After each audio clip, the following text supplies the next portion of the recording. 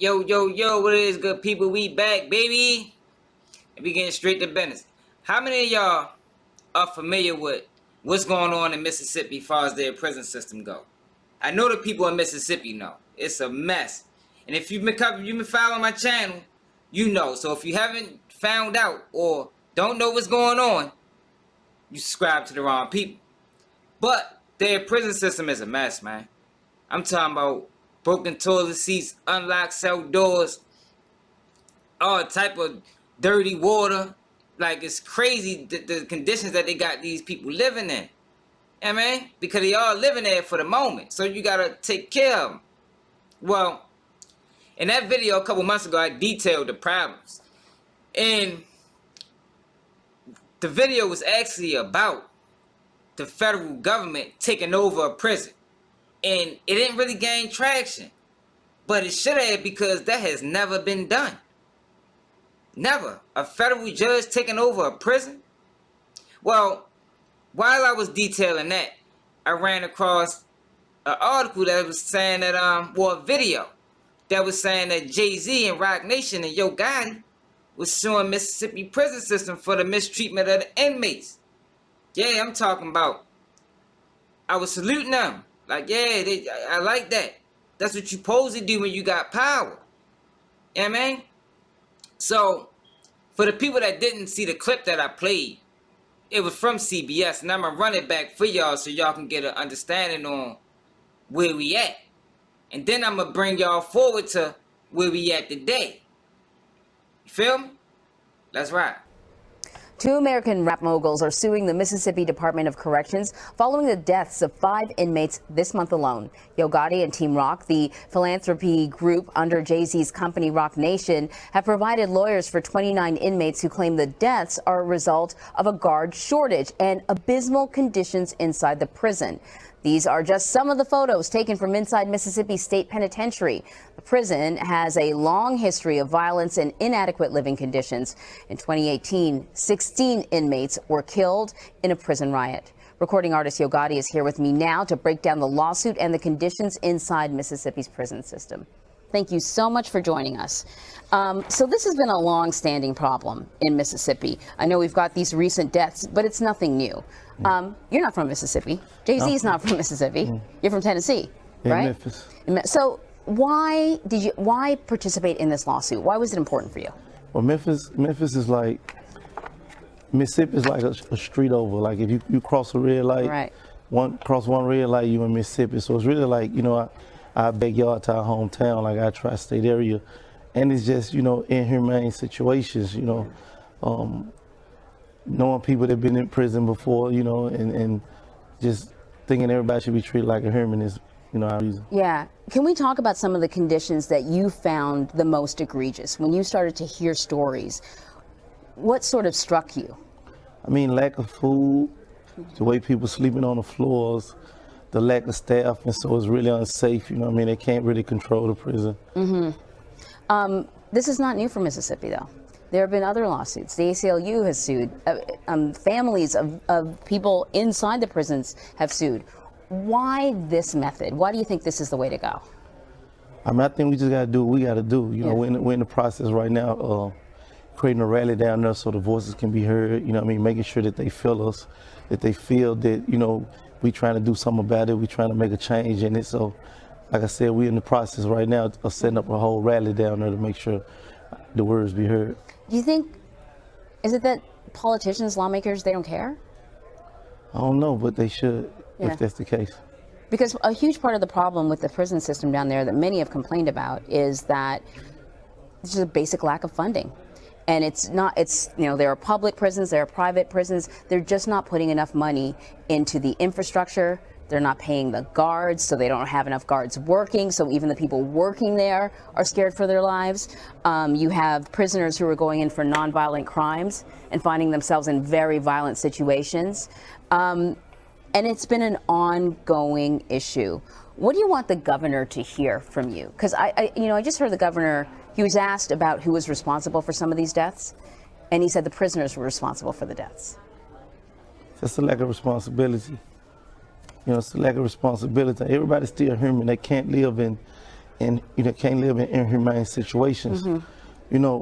Some of the people that's in there, you got to remember, some people may be criminals, and some people are awaiting trial. Some people in there wrongly convicted.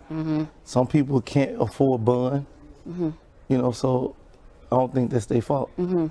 I know that Mississippi has been working, because it had been a 3 strikes you're out state, and which means a lot of people ended up in prison for life, sometimes for nonviolent crimes.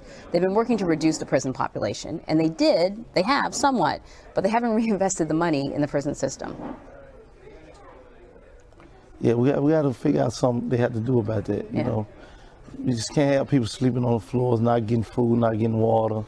It's supposed to be a rehabilitation program. Not where people lose their lives at. So how did this all come about? Did you approach JAYZ, or how did it all sort of develop? I think similar passions and it been important to both of us. Right. And when I first started hearing about it, being that close to my home state, I immediately reached out. And what was JAYZ's reaction? Super supportive. He's a busy guy. Yeah, the whole team rock. I think we want the same outcome, and that's the focus. To get involved in these sort of discussions about politics and this type of conversation. Because some people are going to say, "What do you know? You have a great life. You've got money. You travel probably on private jets. What do you know about this?" Well, me personally, I know a lot about it. Because I grew up in a family where my brother was in prison, my father was in prison, my aunties was in prison. So I'm very familiar with it. I've been to many prisons to visit family members, friends in prison. So I'm very close to it, me myself personally, and I don't think it had to do with the artist, just being a human being in general, and seeing what's happening, it should affect you.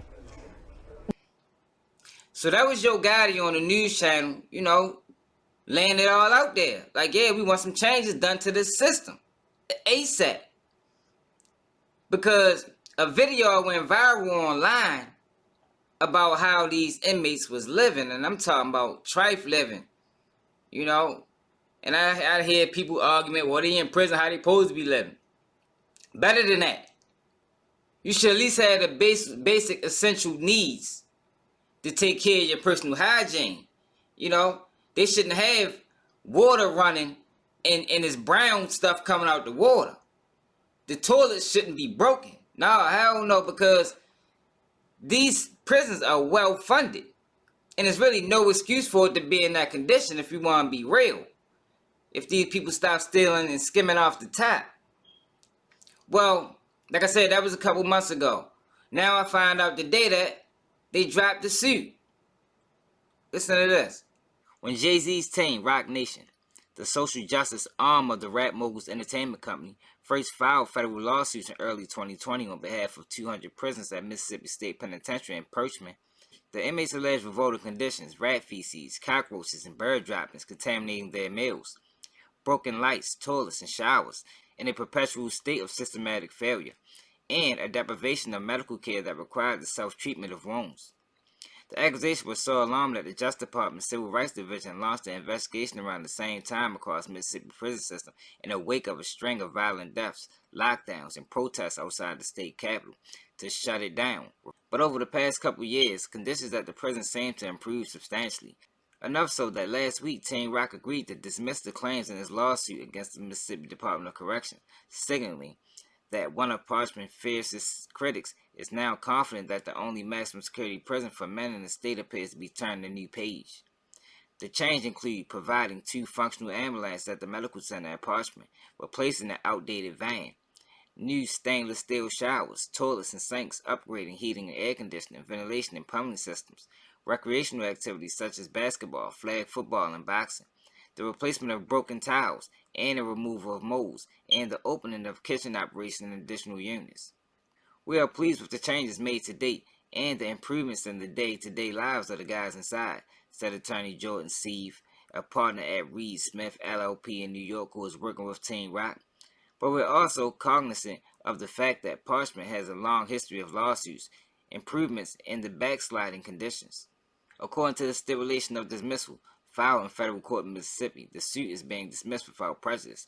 Although Seave said that the Team Roc complaints against the state could be refiled if conditions deteriorate again. We're pleased that the improvements have been made inside, but we're also not going to take our foot off the gas, Sysytem said. As part of an agreement to dismiss the suit, Sysytem and other legal representatives were given unfettered access last week inside the department with a film crew.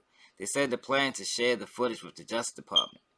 Roc Nation, the entertainment company funded by JAYZ, whose real name is Sean Carter, previously shed light on the conditions inside when it released a video on YouTube in 2020 featuring interviews with family members of people who had died across Mississippi prison and disturbing scenes within the cells. In a response to an inquiry from NBC News about the current conditions, the State Department of Corrections Legal Department said Monday that the agency appreciates the tremendous responsibility of housing individuals sentenced to our care, custody, and control, and has always been committed to continuously improving the living conditions of the individuals housed in all of our correctional facilities, including Mississippi State Penitentiary at Parchman.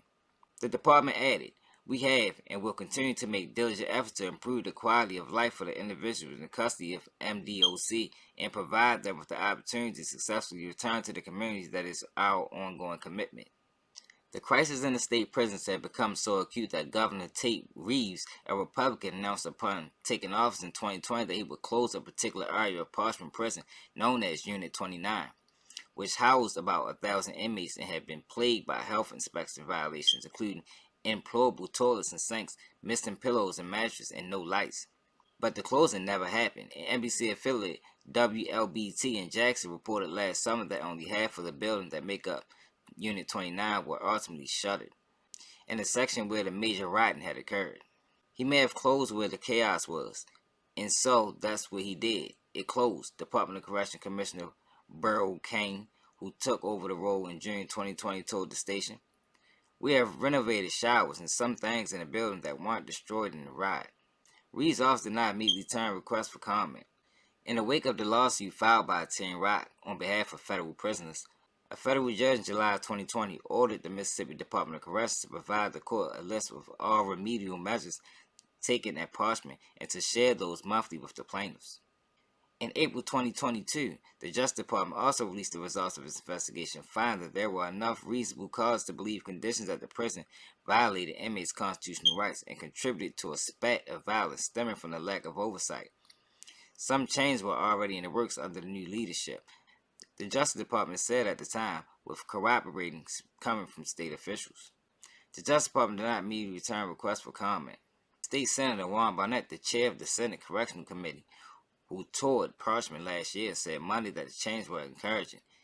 He said he still expects lawmakers to address what makes financial sense to Parchman's future and whether building a new prison is the best option. But, he added, both Democrat and Republican legislators have been pushing criminal justice reform laws to address easing the prison population in Mississippi, which has one of the highest incarceration rates in the United States. "Nobody thought that a red state like Mississippi could do that," Barnett said, "but I don't think it's fair that the new commissioner, along with the legislative body, can be expected to fix these problems overnight." However, advocates for the inmates say leaders must continue to be held accountable. Rapper Gotti, who joined JAYZ in the writing at an open letter to Reeves in 2020, calling for him to take action at Parchman, said Monday that more work is needed at an institution that has been grappled with a history of inmate abuse, corruption, and racial segregation. "We're pleased that Parchman has started to address the cruel and inhumane prison conditions after the Department of Justice investigation, but we aren't satisfied with the short-term improvement," Gotti, whose real name is Mario Mims, said in a statement. "The Mississippi Department of Corrections has neglected those torturous living conditions for decades, so we will continue to hold them accountable and ensure that they commit creating long-lasting change that safely protects their incarcerated population." Now, I really don't know how to feel about this, to be honest, because on one hand, it's like, all right, y'all saying they made the conditions, they fixed it a little bit, and they actually went around there into the prison and saying some of the things that they changed. Basketball team, baseball team, fix their facilities. All right, cool. Maybe was that what it was all about? Just to put a little bit of pep in their step to get the job done? All right, I take that. But even though we heard the attorney say they're gonna keep an eye on it, are they really? That's my only concern. Are they really gonna keep an eye on these people? Because We know how quick things can change. I mean, they put a show on, and then as soon as them lights turn off, they be back to the regular scheduled program. Inmates dying. All type of other cruddy, dirty stuff going on in them prison systems. But I want to know how y'all feel about this, man. Are y'all satisfied? I'm on the fence. I think we're going to have to give it a couple years to see how it all work out. And I'm actually intrigued to hear from some of the guys that's down there. You know, the guys that's down there bitten, that's doing their time or going to court. I want to hear from them. Are they satisfied? Because that's really all that matters. Are they satisfied with the conditions? Is it really a change? Is it noticeable? Or are the changes so minuscule that you really don't even realize it? Shit, it's like the regular scheduled program. Ain't nothing changing here. You know, they just brushed it up a little bit. But let me know how y'all feel about this in the comments, man. I'm Keep It G Blogger, man. This is Keep It G News. And you probably ain't gonna see this news on nobody other channel because these guys only cover gossip. I'm probably gonna die if I lead a clan. You got your turn and you turned your back. You turned around, ain't no turning back. I can't be the boss and no us and that. I'm bringing bow and I'm bipping with 2 times. I bought the drink and the kid got a coupon. Make 20,000 a neck on a futon. Sitting out cause my brother in Jumon. Why you telling people you selling fentanyl? Why you telling feds you selling shit at all? Why you telling cops if you about to get it all? I'ma tell you now, then I'm already squeezing. You be dreaming about your dreams. I be living out my nightmares. I been missing, I been begging. The other night she was right there. I be lurking with my bros. I be crying with my mom. She be praying to the Lord that I don't turn into a monster. You be dreaming about your dreams. I be living out my nightmares. I been missing Kevin Bates.